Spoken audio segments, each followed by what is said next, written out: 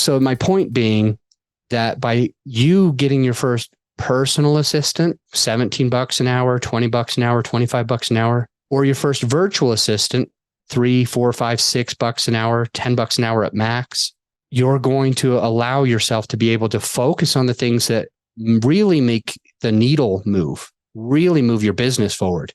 And it really takes a leap of faith to be able to do that. If you need any help, then you could call Grow Your Show. Go to growyourshow.com. We serve podcasters. We offload all the hard shit from you so you can focus on your business. If you want to get your own personal assistant, I recommend that you go look on your local Facebook page, or I think it's called Nextdoor, and then look for somebody. Say, hey, I need somebody for 10 hours a week, or I need somebody for 20 hours a week. I used to have mine go full time, but I can't do that anymore.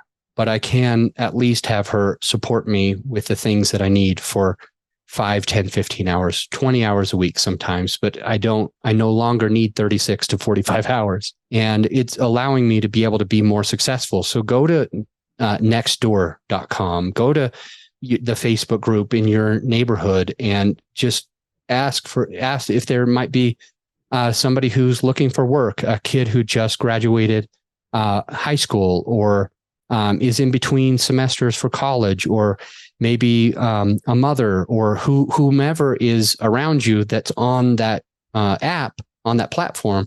Maybe you could offload for $17 an hour, or 20 or $25 an hour, the stuff that allows you to be able to stay where you are, that they can go get your mail, that they can go pick up your kids, that they can go do the dishes, do the laundry, so that you can stay in your lane and have everything clean and organized and be on the right path. And if you need help with a virtual assistant, you can go to growyourshow.com/VA. V stands for virtual, A stands for assistant. So if you go to growyourshow.com, but make sure you put /VA, I can help you by getting you placed a virtual assistant that can support you, where you end up paying them $3, $4, $5, $6 an hour, $10 an hour at the very most, for them to either work part-time for you or full-time for you.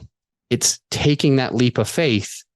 It's scary when the door to the airplane opens up and you're like, am I sure about this? But the moment that the parachute opens up, you feel a humongous relief, and it's just gorgeous. The moment that you are safe on the ground, all you can say is, I'm glad I did that, and I would do that again.